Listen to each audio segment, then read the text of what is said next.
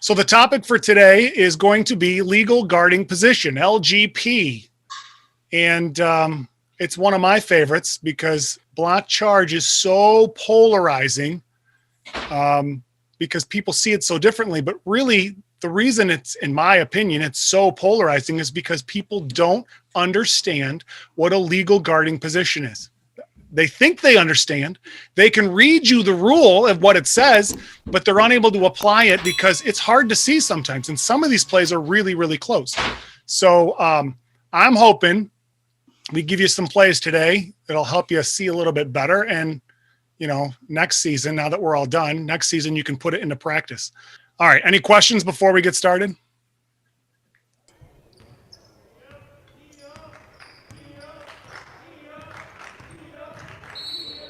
Okay, official has a call. Calls block. Everybody saw that? Fantastic. Looked like he cleared out. Looked like a charge. All right, I'm going to play it fast again, and then I'm going to play it slow and break it down so we can talk about it.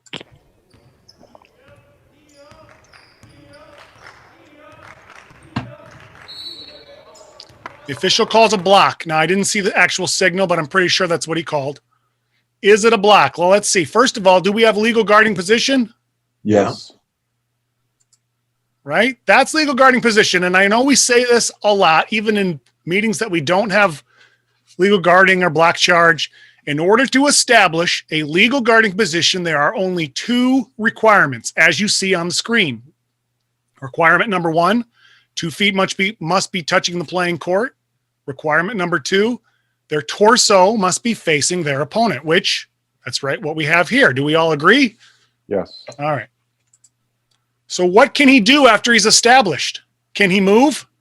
Laterally, move behind, move vertical. Yep. So he's moving obliquely here. Is he not? He's moving obliquely away from his opponent when contact occurs. Two. The defender did nothing wrong here. He was maintaining his position when the offensive ball handler created the contact. Right there, the left arm. Now, even if he doesn't push off, as I think he pushes off a little, but even if he doesn't push off, he caused the contact, right? Yeah. Yes. That's not because the defender, well, he slid into him. No, he didn't. He slid obliquely away from him. The offensive player slid him. We have to be more aware as to who's creating the contact. Now, does that mean this is a player control foul? Not necessarily. Not necessarily. No call. Not necessarily. I think the contact was marginal, and this is probably a no call, but it's not a block. If you call a block on this defender, you are putting him at a disadvantage for doing nothing wrong. He's following the rules as written. All right. Agreed. All right. Number two. All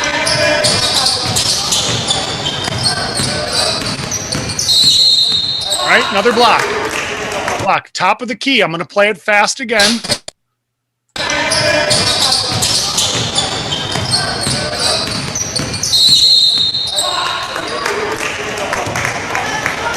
right. Do we agree with the official, or do we think it's not a block? Not a block. Not a block. No way. All right, you guys are good. Let's watch. Let's see. I'll mark it out here for you. First of all, we have to establish if the defender obtained an initial legal guarding position, correct?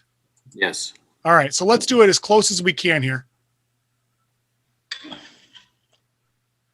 What do you think? I'm going to break it down now. Nothing. Legal guarding position. Yes, it is. Right here. 2 feet down. Yep. 2 feet. Facing the opponent. Facing his opponent. So now he's going to move laterally when contact occurs.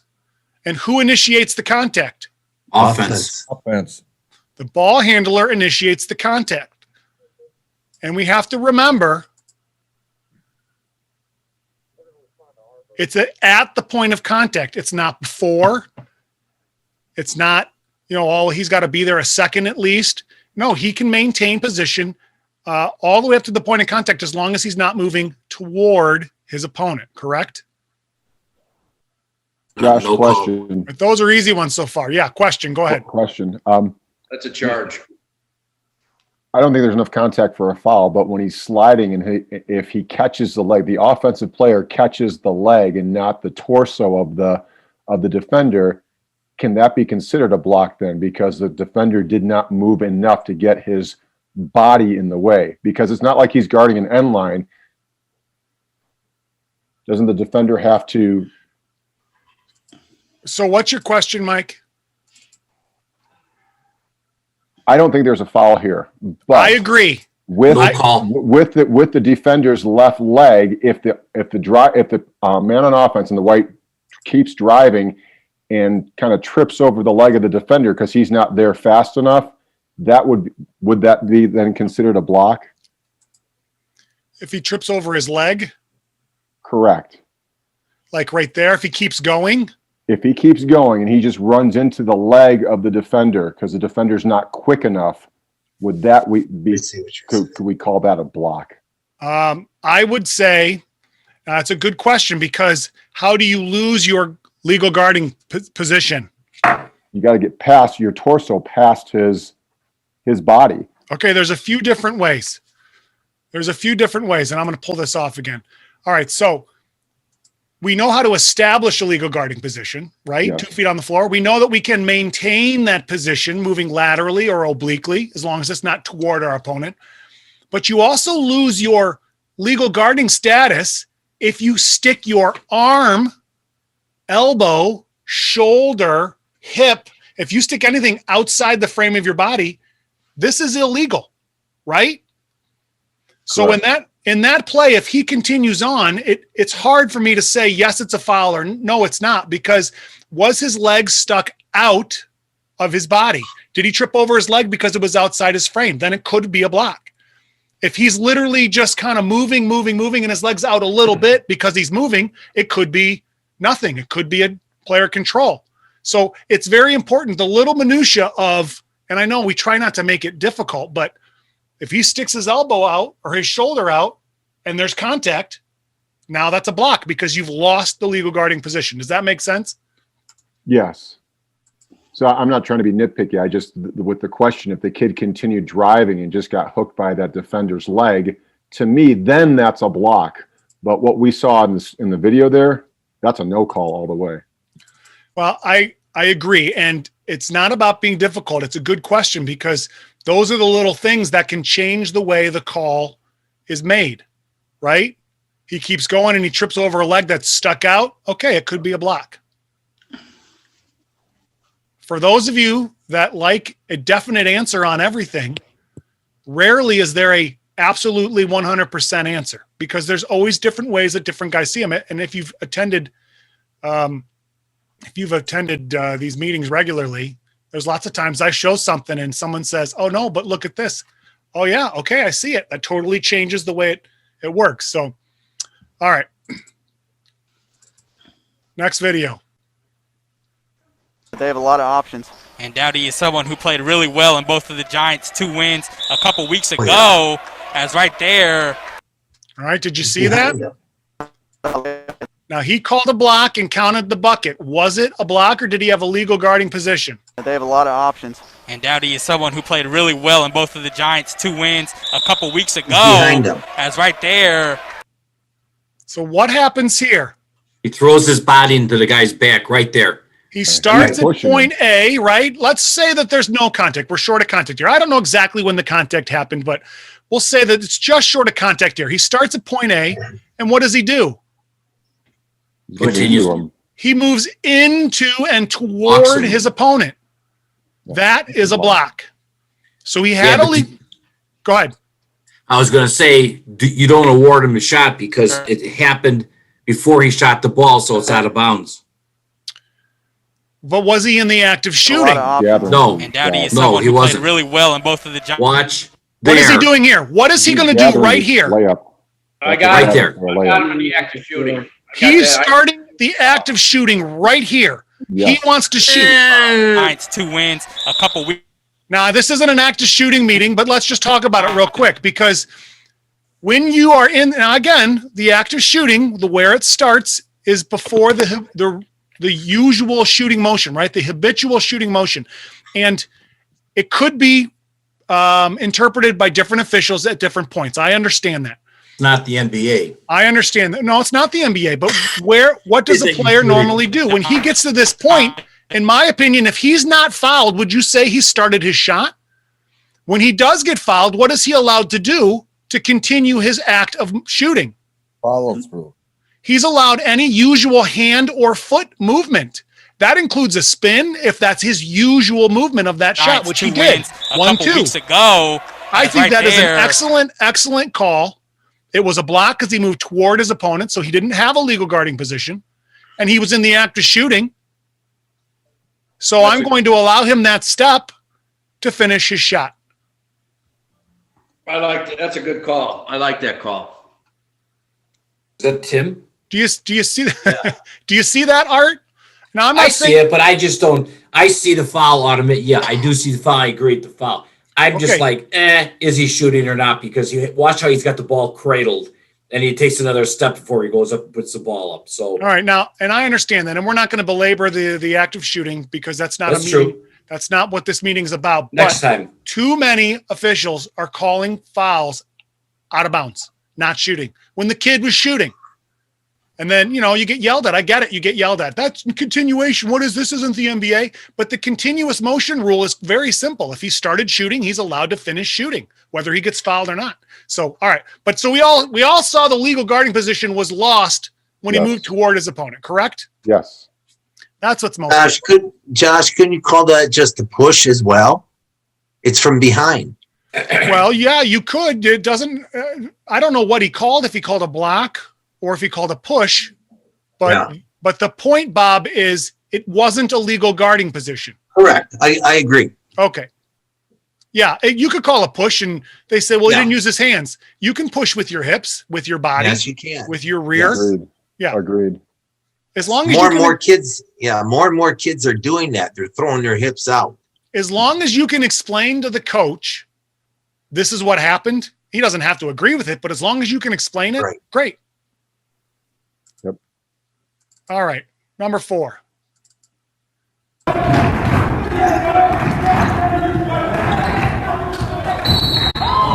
Okay. Official calls a block. Let's play it fast again real quick, and then we'll play it slow. What do you guys think? Block or charge or nothing? It's either nothing or a charge. Not a block.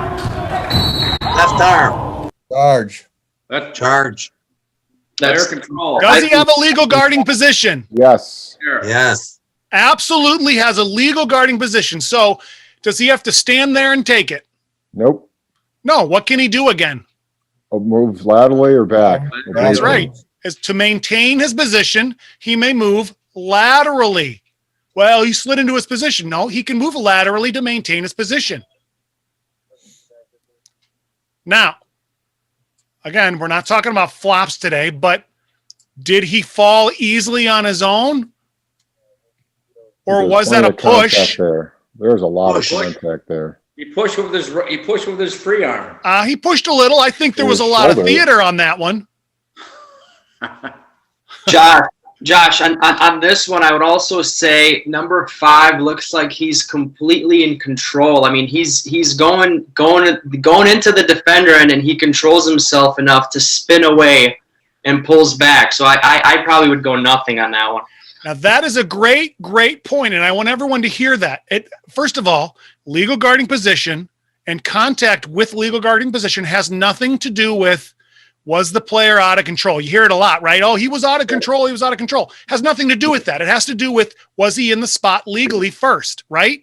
However, knowing whether the player had control or not can give you a better idea as to whether the contact caused the player to fall over or if the player was embellishing. And I think that's a great point. He's stopping. Yes, there was contact. Yes, he probably helped to knock him over, but he stopped and turned to move. I don't think that kid would have fallen so badly if he was actually trying to play real defense. I'm probably passing on that. But what I'm definitely not doing is calling a block because it's not a block. Do we at least agree with that? That the kid did nothing wrong. He moved laterally to maintain his position. I Yeah. agree. Right And I there. think the whistle Foot. came so early that the kid just falls back to, that's where the theater comes in. Because look, kid's not even on the ground yet and he's doing his block motion. And to be fair, we can say what we want on this meeting, and I would pass on that. But in a game, I've gotten fooled many times by players that flop, or maybe they didn't flop, and I still don't know. They're getting really good at looking like the contact knocked them over. So in my opinion, if you don't know, I'm calling this.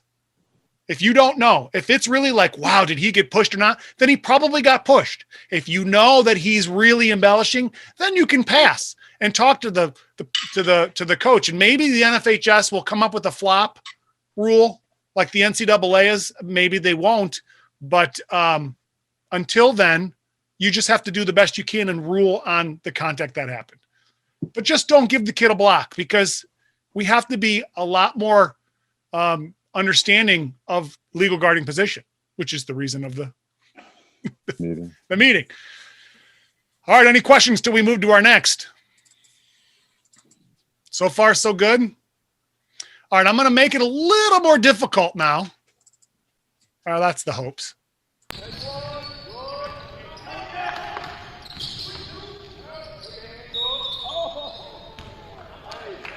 All right. The official called a push. All right. Called a push. And I think did he call a shooting foul? I don't see if he said 2 shots or not.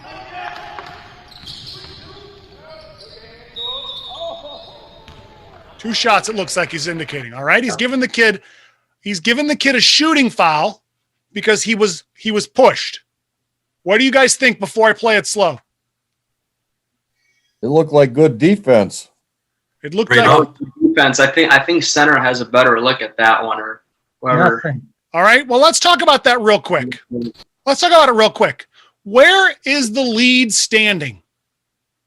In no man's land. Behind the basket. Behind the basket in no man's land. The lead should never be here. Never. He's in the middle of the court. If he closes down, he's behind the tee, right? Tee. Just to the side of the free throw lane line. Mm-hmm.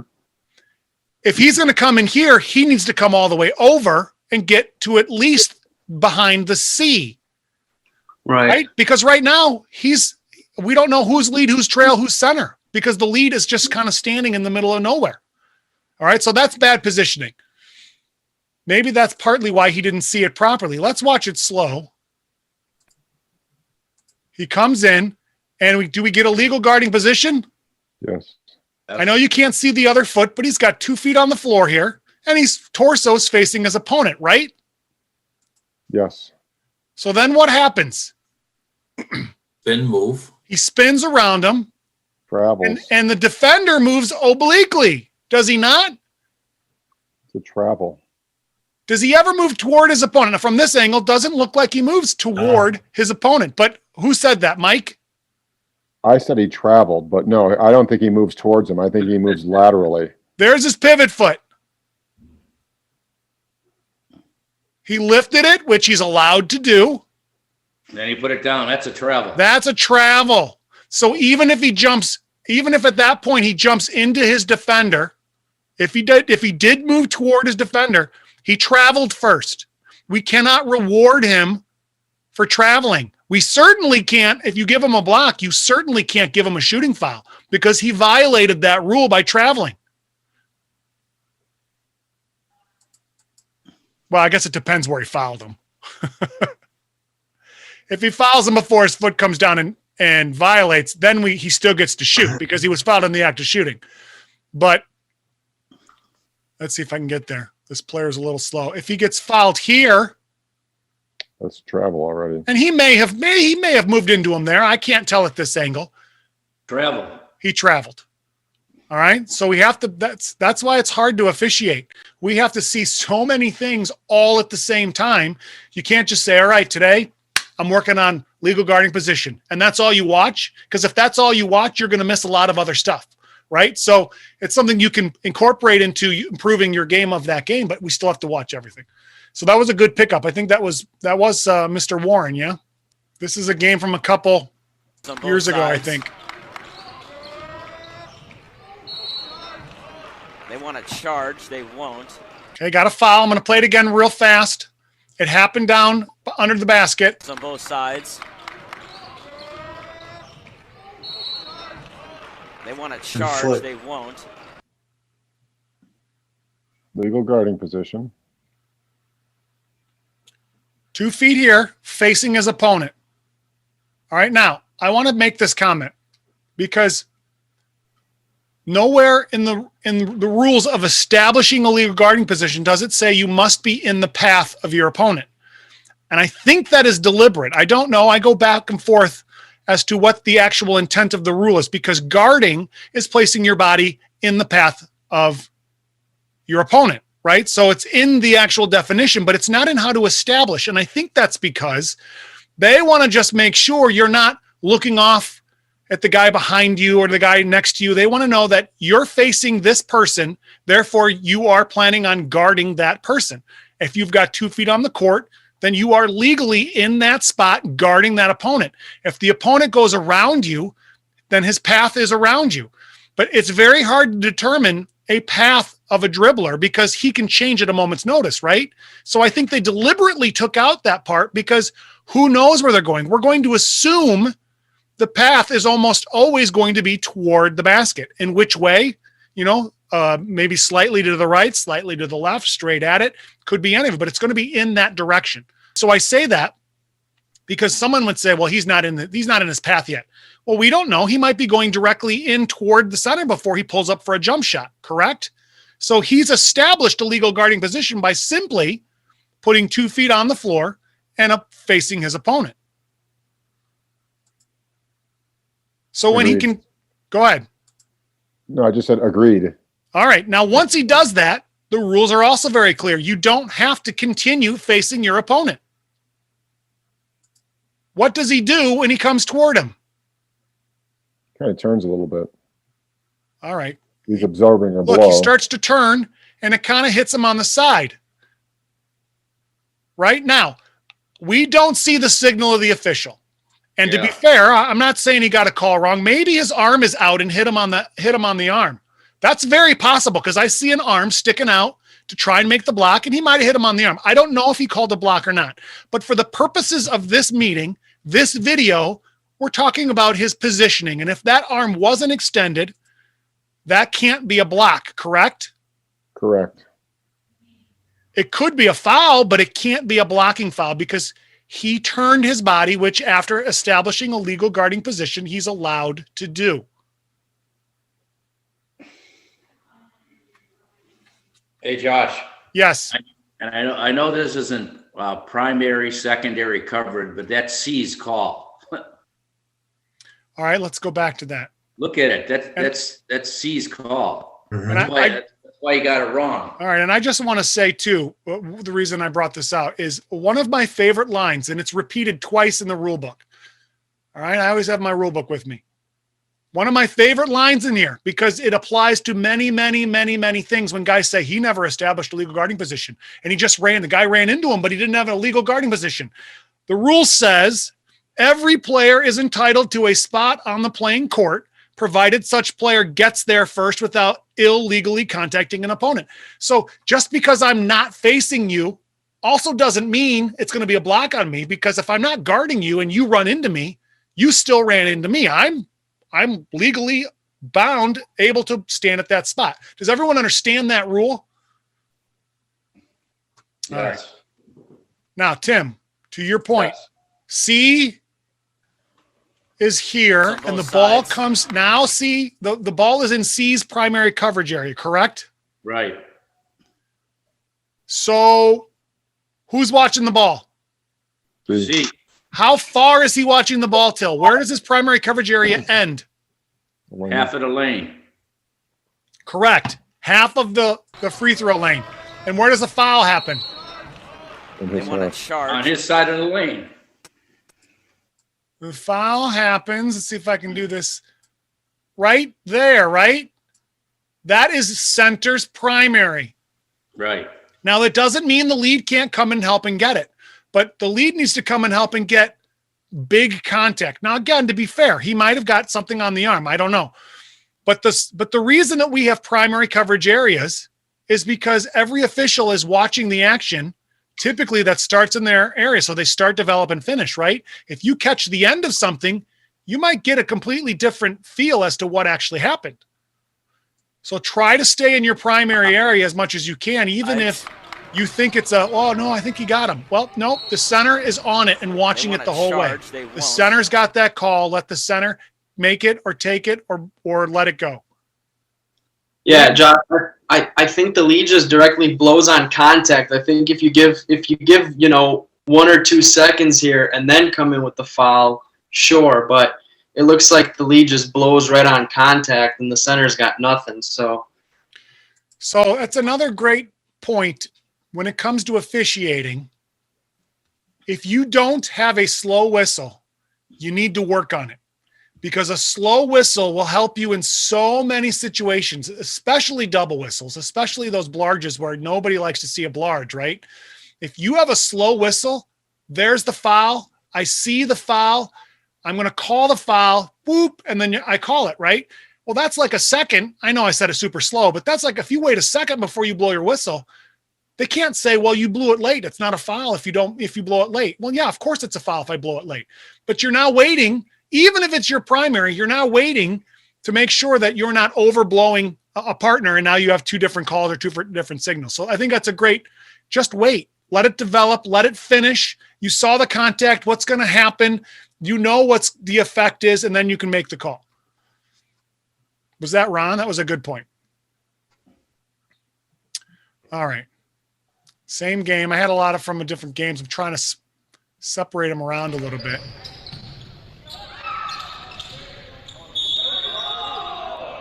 All right. This is a block foul, okay?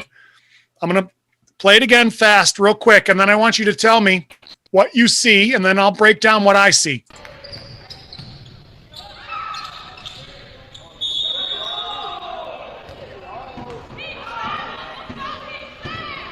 Some lady, can you guys hear the sound? Some lady yelled that she thought he traveled.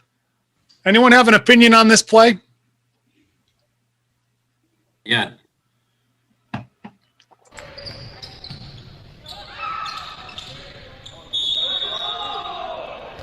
Blocking foul. He called a blocking foul. Is that what you have, a blocking foul? I think so. It looks like. Okay.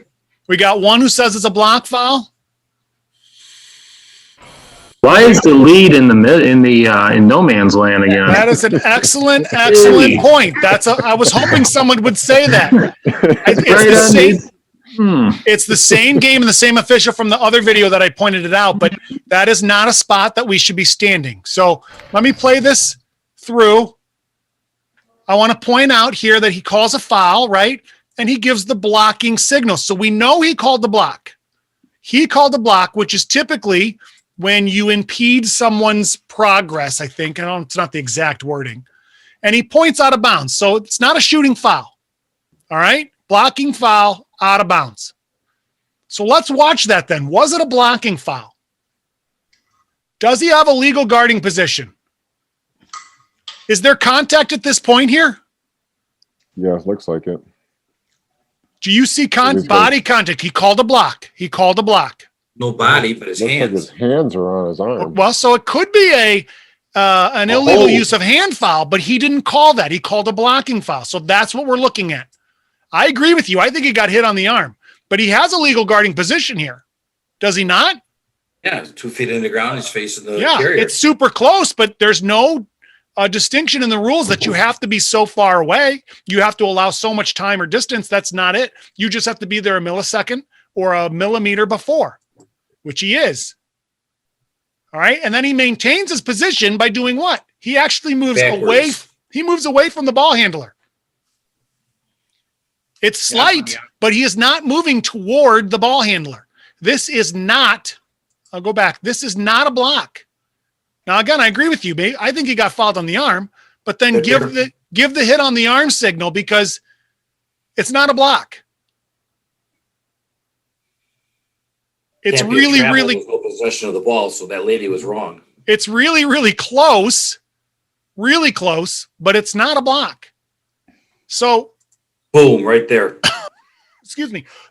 To your point now, Art, from the other one, again, was it a shooting foul? I think he started the try as soon as he catches the ball. It's going to go back again. Sorry, I went too far back.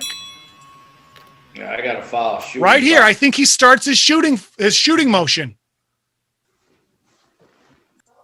All right, I want to do that again, because this one is close too. And there's too many times that we say out of bounds. Nope, not shooting. But why? If the kid's shooting, he should be rewarded for a shooting foul. I don't think he's shooting there. Okay. If you don't think he's shooting, then that's fine. If you say he didn't try to shoot, which watch his hands. Which he did actually shoot. So he actually shot. So now you have to determine he had a shooting motion. Now, when did it start? If he didn't shoot the ball and he came down with it, I would agree with you. But he shot the ball. So now he shot the ball after they both lost control of the ball. So now you have to determine when did he start his shot, right? Yeah. I say he's starting a shot here. That's what is in his mind. I'm shooting the ball, but he couldn't because he got fouled on the hand, even though the official said it was a block. Can you play he it back? Shot that ball to the rim after the official made the call. In slow motion, I think the travel call may have been correct. Watch his feet. Well, I didn't mark that out, Mike. See, he doesn't shoot the ball till after the official raises his arm for a foul. It's up, then he shoots it. There it goes. I don't have it marked out, but Mike, I think go back because he had the ball before that.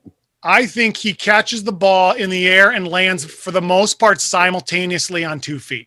Okay, if you got simultaneous, then yes, then I have no travel there. It looked like he kind of shuffled, went from right to left. I was told a long time ago, if it's close, let it go. It's pretty hard to land exactly with 2 feet on the ground. And I'm not saying you can say he stutter stepped. Okay, I kind of saw that, yes, but it was close enough for me to allow a simultaneous. Now, let's look here. Well, we already said that the lead's out of position, but the center, even if this is the center and he's over here, the center's out of position. If he's over here, which I'm sorry, you can't see my arrow. If he's on the right side, opposite table, then the table side official is out of position, right? Because he should be the lead. I think, though, that official was probably table side, which means I don't even see the center official. Opposite table. Just to the right of the 32. Yeah, way back. The lead needs to recognize, I'm going to assume he's started table side because he's closer to that side. That's what I'm going to assume. So the lead needs to recognize that there are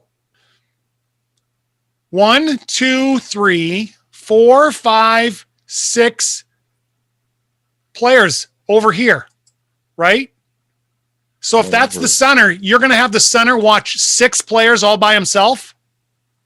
He needs to rotate because 6 of 4 is a majority of players. You got to come over and help out, right? Definitely.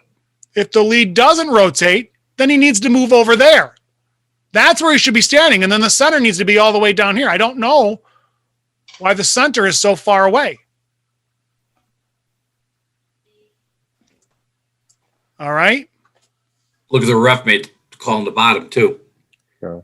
I would say what's even weirder is it seems like there's like a double whistle occurs that they both do it at the exact same time.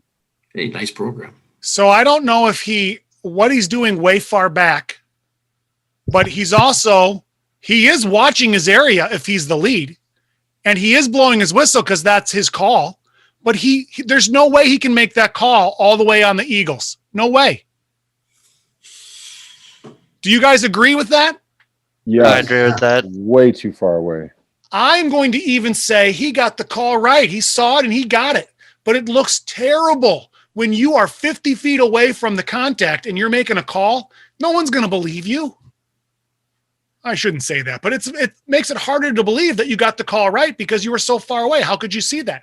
Especially when nobody understands that it's your call. They say that guy was right next to it and he didn't call it, but you called it. How are you calling it? Even though we know as officials, that's my area. I'm watching my area, right? So it's perception comes into a play quite a bit. All right. We're still good? Yes. We're understanding legal guarding position, right? 2 feet on the floor. All right, here's another one. This was on Facebook. For my Facebook people, you've seen this, but I think it's a good play. It's a last-second shot. The sound I don't think is matched up because the video was off, so you can't hear the horn go off, but it's a last-second shot at the buzzer.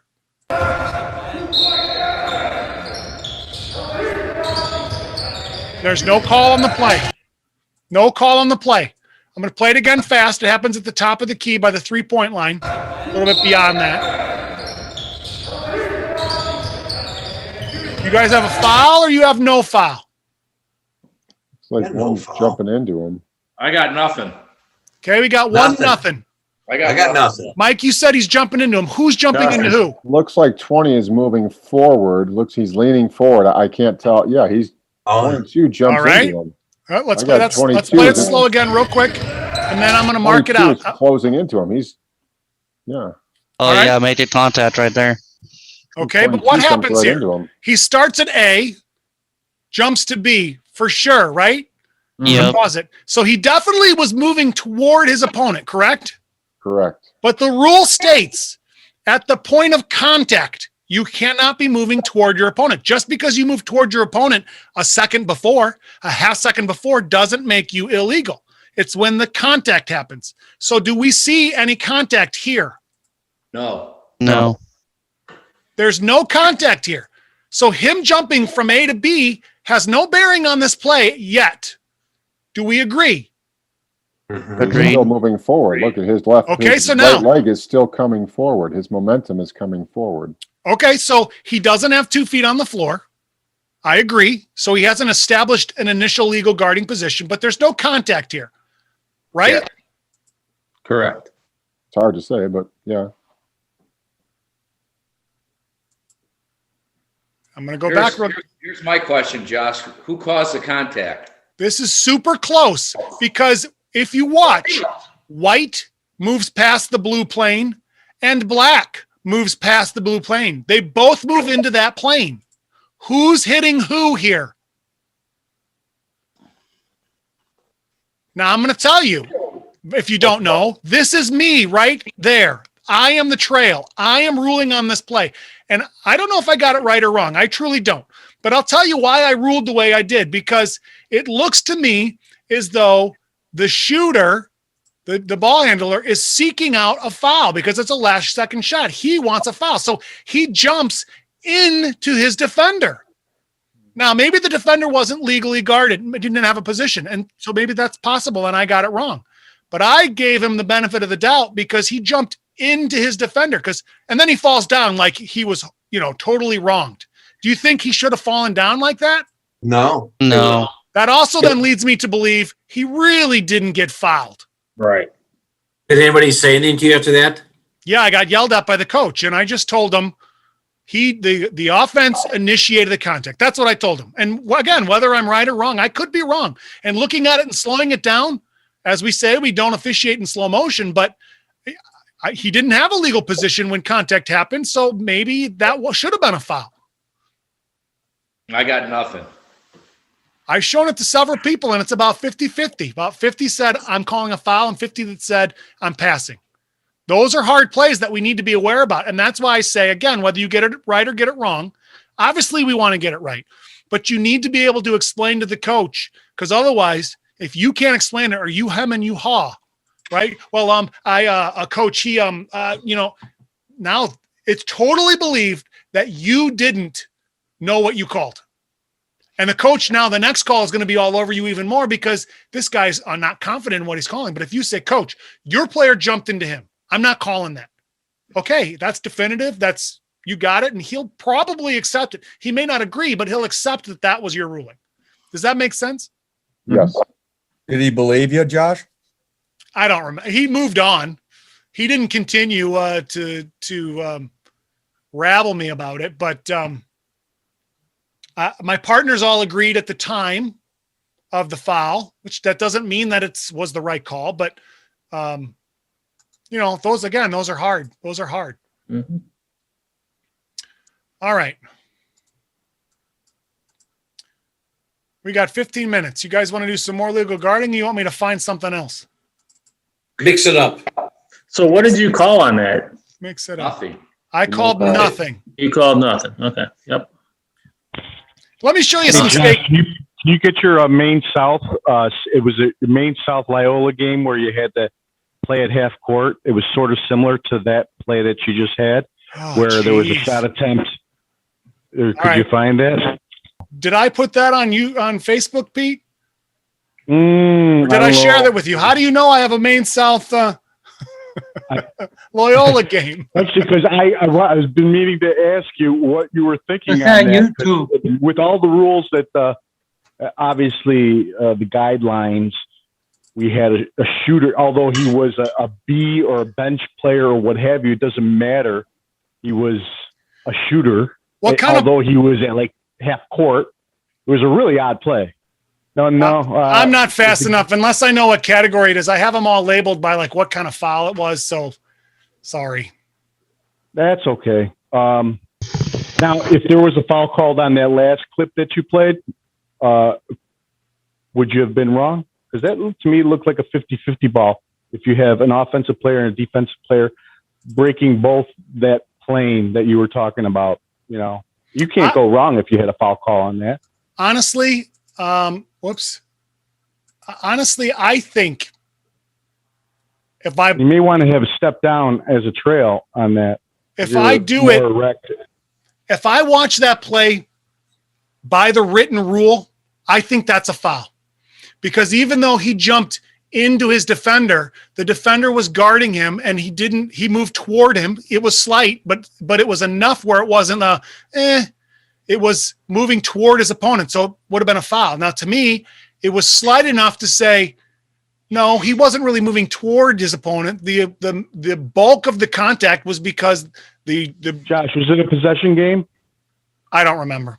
I think that was the end of the first half. Make a difference. It was the end of the first half, so it wasn't as big of a decider. But no, I'm just saying, devil's advocate. Does it make a difference if it's a I have someone who would say that it does. Possession game, or if it's a 20-point blowout. I know someone who says that at the end of the game, it's a bigger deal. Well, I guess it is a bigger deal because it's a bigger impact.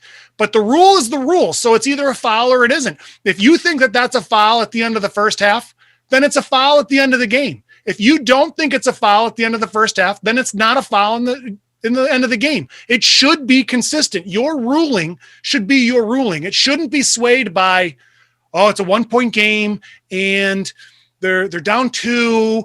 Wait, a 1-point game and there's 30 seconds left. You shouldn't be thinking that. You should be ruling on the contact as it happens. I'm not saying our minds don't change. And we don't think differently, because I know we do, but we should try to refrain from that, because we are supposed to be unbiased, right? They say, don't decide the game. Well, you're deciding the game if you start to change the way you rule on contact that you ruled the rest of the game, just because it's at the end of the game. That's my opinion, the opinion of many. I know lots of people that would disagree, but I truly believe if we as officials want to move forward and be known as more consistent, then we need to remove ourselves from time and score and just rule on the contact as it happens.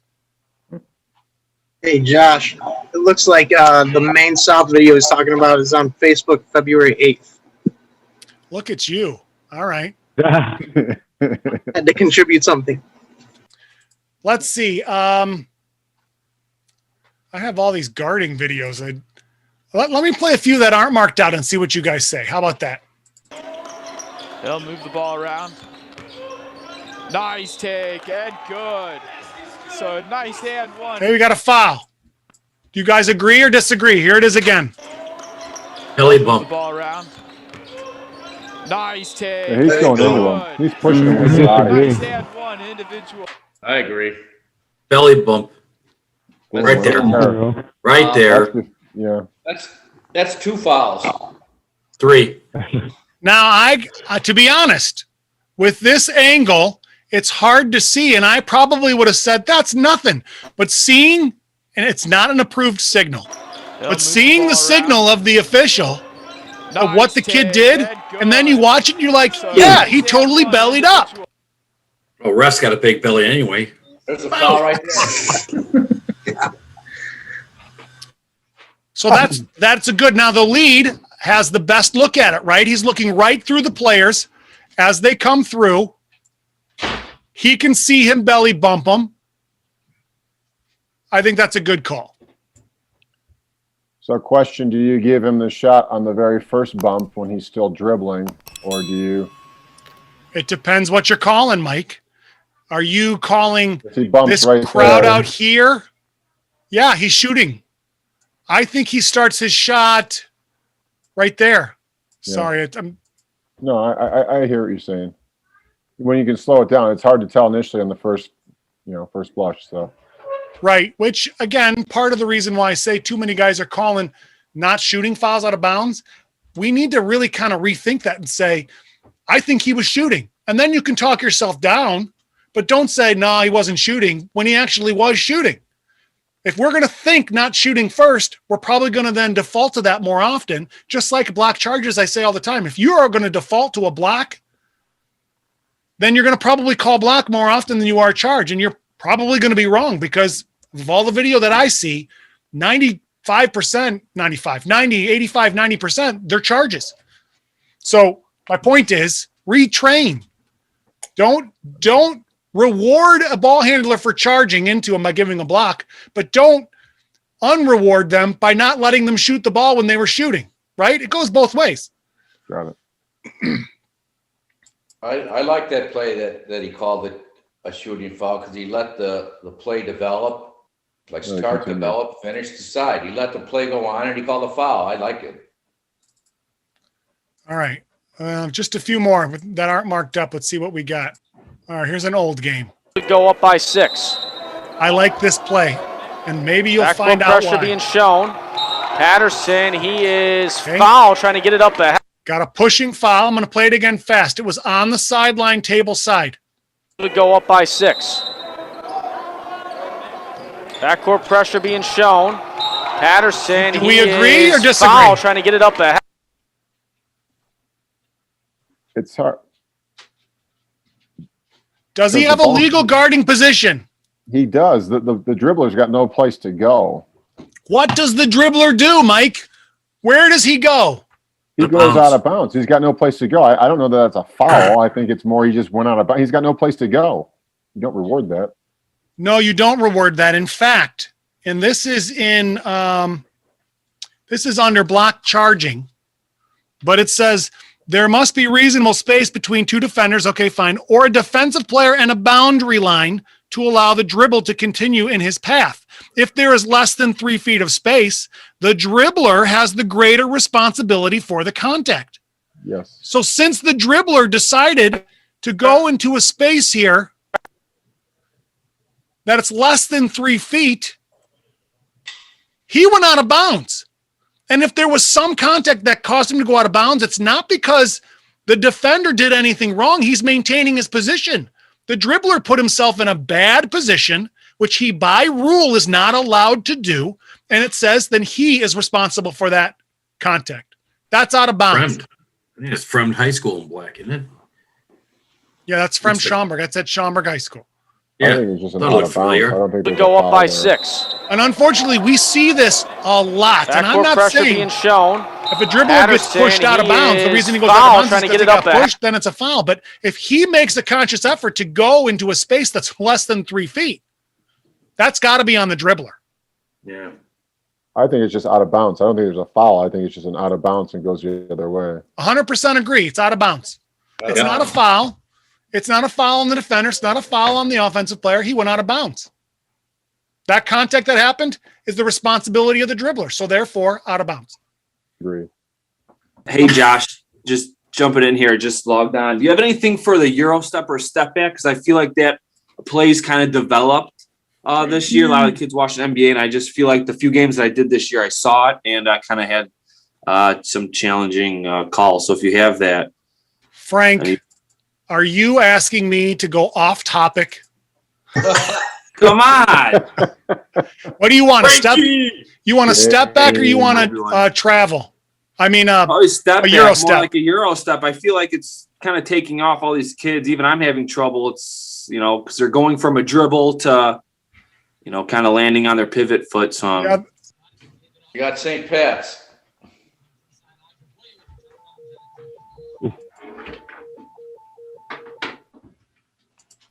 Whoops. Why is it not playing? Come on. It's playing. Here we go. Do you see what he did? It's not marked out, Frank, but did you see what he did? Shuffled his feet. It kind of looked like he traveled, right? He did travel. He did a nice step back, but he did it illegally. First of all, this right foot, his right foot is his pivot foot. He's holding the ball and it's on the ground. And what does he do? He hops on that foot. Slides. Yeah. Target special. Yeah, that's what I'm seeing a lot this year. Yeah. Even if he doesn't hop on that foot, then what does he do? He hops off and goes 1-2. If you hop off of one foot, if you jump off of one foot, you may land on both simultaneously. So if you come down 1-2, that's a travel. All right, you understand that? Yeah, I agree. I think that's what it was on that play before. Go ahead. I got another one which might be a little bit better quality. Sorry, I didn't cue these up. All right, how about this one?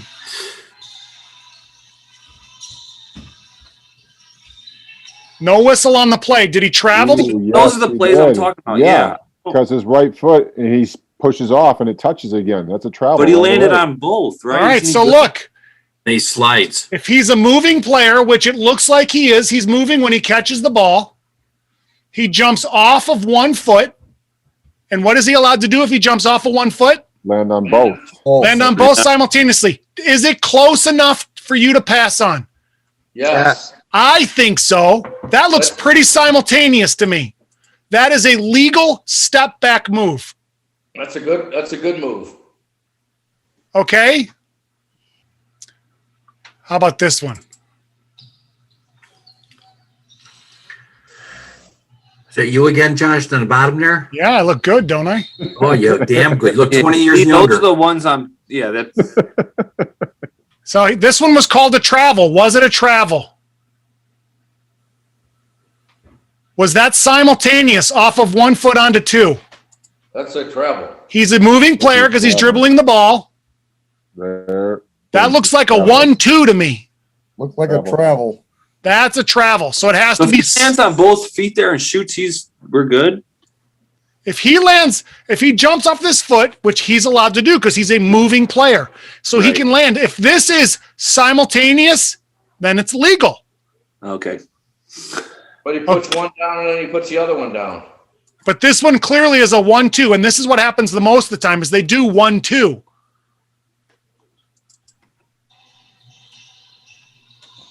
Here's the same game, different spot. The official didn't call anything. Was it a travel or was it legal? I got a 1-2. It's a 1-2. Was that simultaneous or was it a 1-2?